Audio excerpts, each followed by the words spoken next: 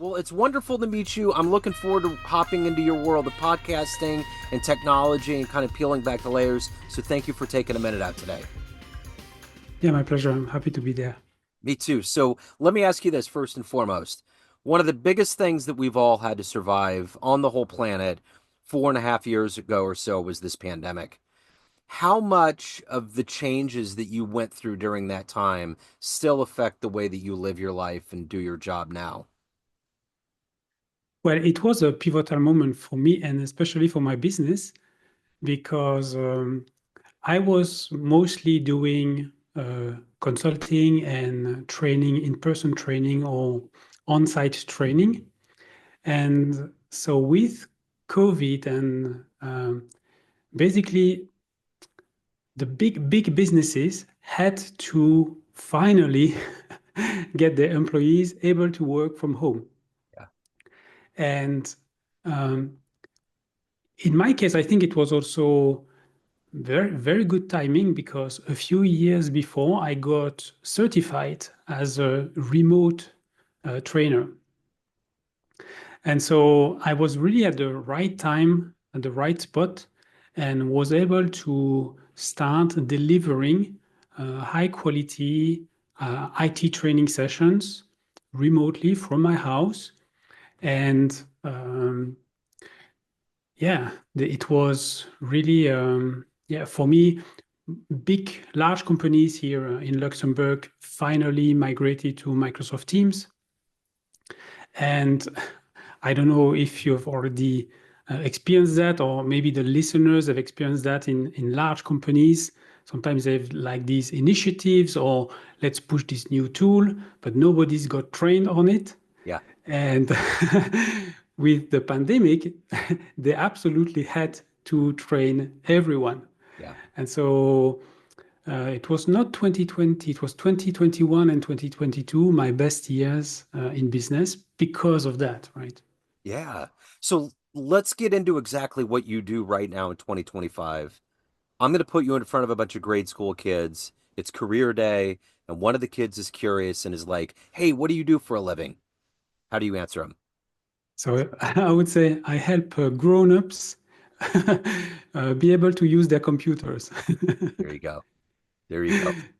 So what did you want to be in the third grade? What was your dream life? um, I don't know. I was always into technology. I didn't have my computer at that time, but I was a lot at my friends' houses who had computers. Yeah. Yeah. And so I've always been fascinated by technology. And so, yeah, I for strange reason, I never wanted to be a programmer, or I didn't see myself in the quote unquote IT industry. When I grew up, when I was, I don't know, 15, I had this idea to become an engineer. Okay. And don't ask me why, but that idea popped into my mind. I shifted when I was in the equivalent. I think for you it's high school, I think, Yeah. or middle school. I changed course to become an engineer. That was my goal at the time. Yeah. So I remember getting my first Packard Bell, buying it. It was expensive. It was a big deal, and putting in the CDs that had the encyclopedia, and I was like, wow, because this was like right when the internet was really coming out. It was dial up. It was AOL, and I'm in technology now. My day job is as an IT technician for a school district. So I've always been in technology and I've always really dug it. So I'm curious and I'm thinking myself, what was it about that world that I was so into? What was it for you? What was it about technology that is so enraptured you that that's your career and that's a driving force for you? Yeah, I'm an introvert and I'm a lot in my mind. Yeah. And um, my first computer, I got it in 1988. I was 15 years old, and almost immediately I started programming. At the time, it was basic, so not very elaborate. Yeah. But the the idea that from my mind I could conceive something and make the computer do something, Yeah. right, was for me almost magical. It was, wow, I have this. I didn't think in terms of power, but more in terms of there's something that where I can unleash my creativity and I can try things. And I'm a curious person. I always like to try new things, and I never I'm never short of ideas. I think most entrepreneurs are, for good or for bad. But um, the the programming side of things was really the thing that clicked with me. And in the end, becoming an engineer made sense, right? Because it was not so much, and yes, I did build my first PC and tinkered a little bit with it, but I was not so much interested in the hardware side of things. I was more interested in the software and in the development, in the developing software. And the the engineering branch that I took was physicist engineer. It was borderline aeronautics, but it was more on the materials modeling kind of thing. So it was entirely how can I simulate how a metal bar bends and on the computer. And after university, actually it became my job because I had a 18 years career for a Fortune 500 company, a US company, a tire manufacturer.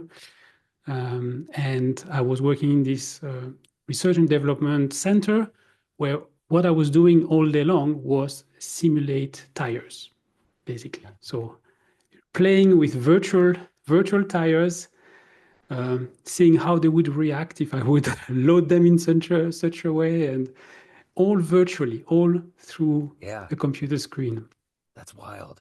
I remember in 1987, you remember the game Oregon Trail? No, It was a no. video game that was really big in America when we were growing up.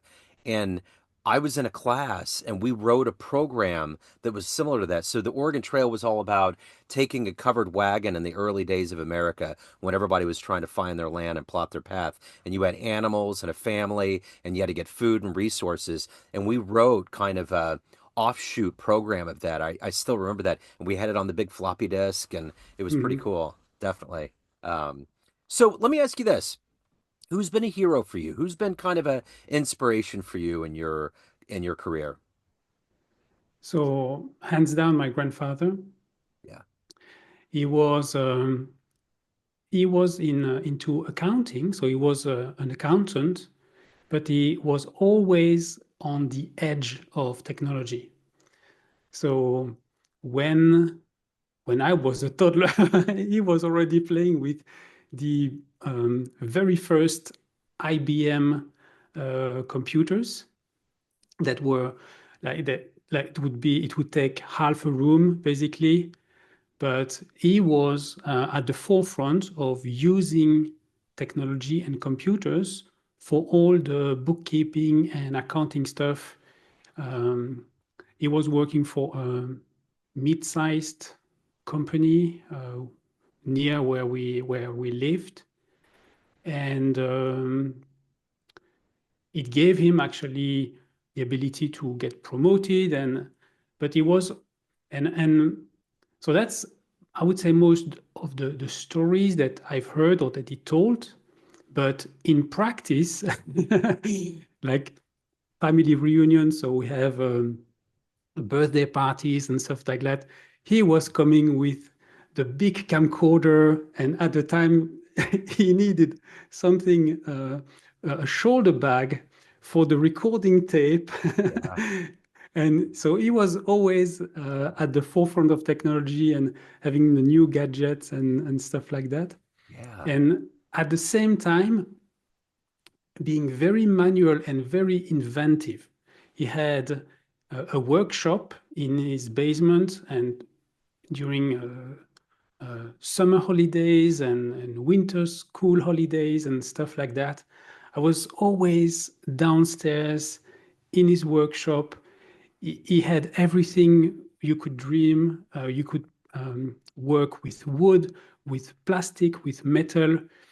He was late in his life.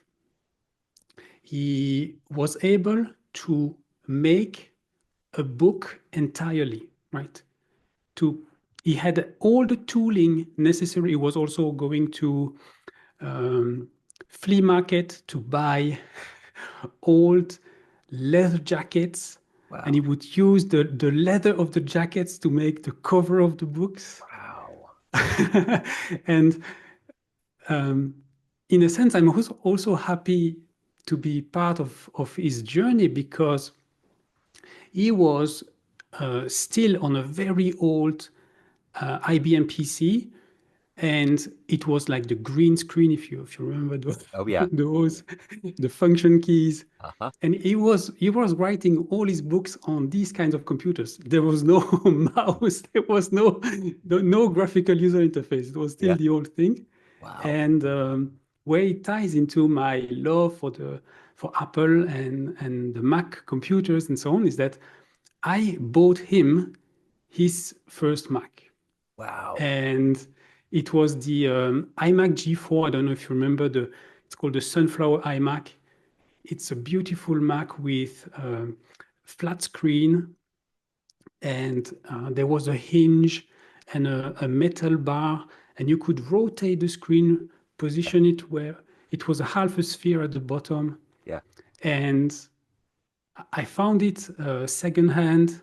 Then I installed it, and then I taught I taught him how to use it, and he wrote so many books. And afterwards, yeah, we it evolved, but he used a program called Pages, Yeah.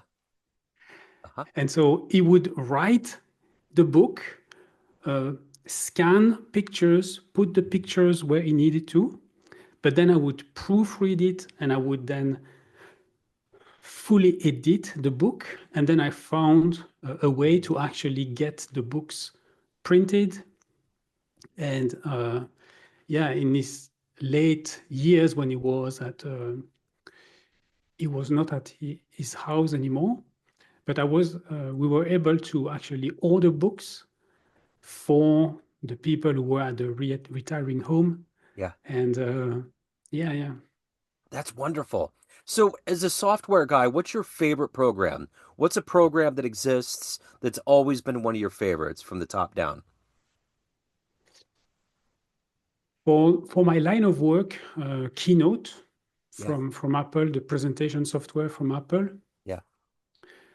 Um, I don't know, for it does not have all the features of PowerPoint, but for some reason I prefer the user interface of Keynote, and I prefer using it when delivering a training program or a presentation. There is a key feature of Keynote that's still missing today from PowerPoint, and it's the ability to have the presentation as one window, and then you present a note and see all the rest of your presentation in another window. Interesting.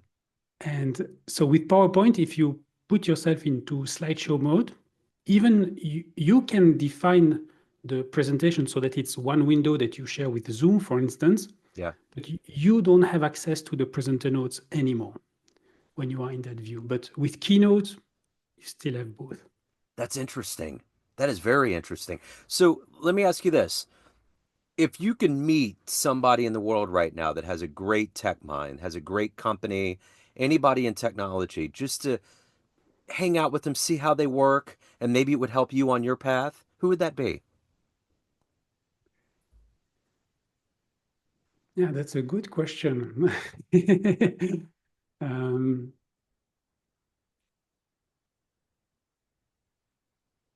I think I would go with Sam Altman and OpenAI, Yeah.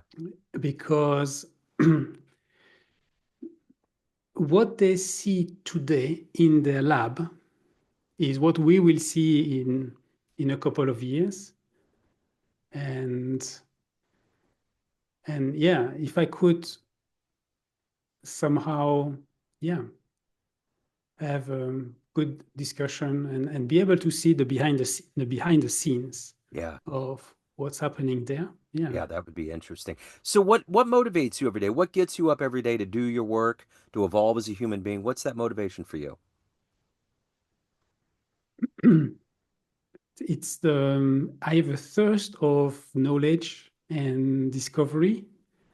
And yeah, I believe that you can never know what everything that has to be that can be known, right? It's impossible, but it doesn't stop me. Actually, it motivates me to continue learning a little bit more every day, and then in turn sharing what I learn. Right? That's Yeah. my biggest joy is when I see somebody's face click based on the things that I just made them discover. Yeah. Right? Yeah. So of all of these things that you've done and accomplished and evolved into in your life, what are you the proudest of?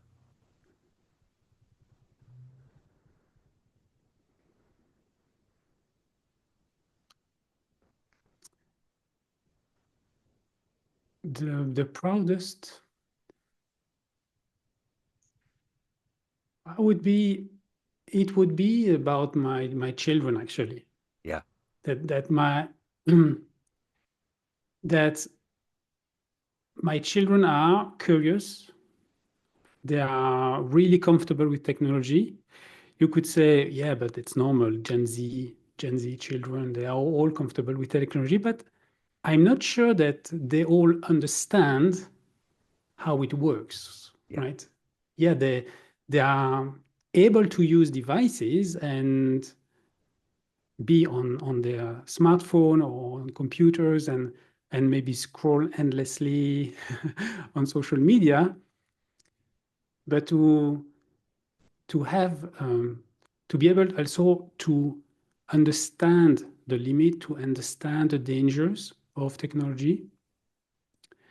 And for me, and maybe that was also a catalyst for me to transition my career, right, from um, being an engineer working for a Fortune 500 company into becoming a solopreneur and having my own business.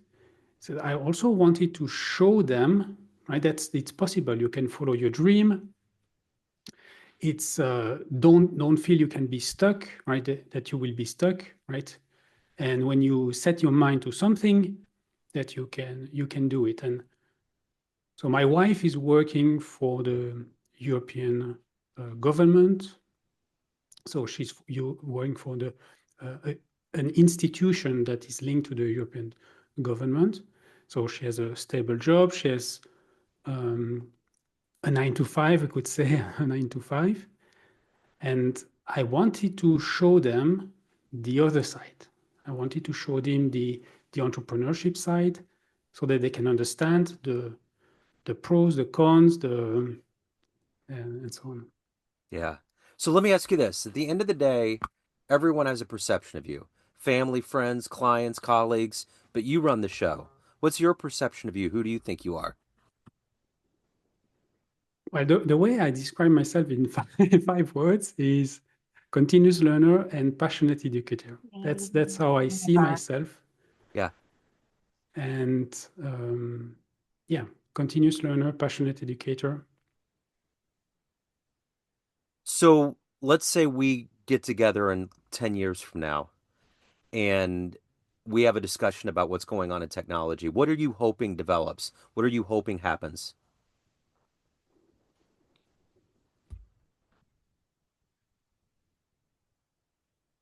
That we that technology is actually even easier to use than it is today.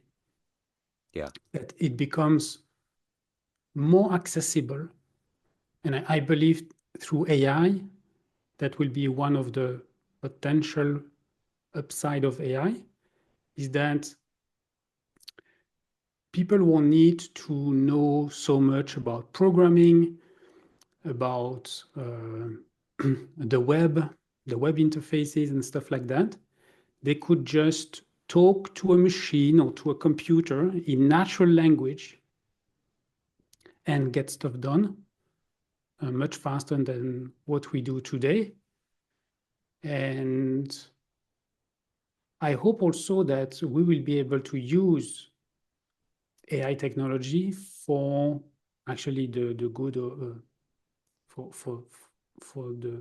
for humanity, right? For trying to tackle and solve hard problems that we have today, Yeah. like yeah, famine, deforestation, different things, right? There are so many challenges that we are facing as a human race, and we are stuck on this planet at the moment. I'm watching a lot of sci-fi Yeah. at the moment, and where humans have colonized planets and stuff like that. So, but yeah, I think there is a potential for using AI for good, Yeah. and yeah. So if anyone wants to reach out, they're curious, they want to listen to your podcast, they have questions, any of the good business in your world, where can they go? Go to macpreneur.com. Okay. That's the home base of the podcast, of the Macpreneur Podcast. Yeah. And they also connect, they can also find me on LinkedIn. I guess you will put a link in the show notes, or Yeah. if they search for my last name, which is very difficult to to say out loud, but How do you say it? Schreurs, Scheurs. Okay. If you search for that on LinkedIn, yeah, you should find me. Okay, excellent. I'll put all this in the show notes. It was wonderful to meet you. Thank you, sir. Thank you for your story. Best of luck with everything. Thank you for having me. It was great chatting with you, Joe.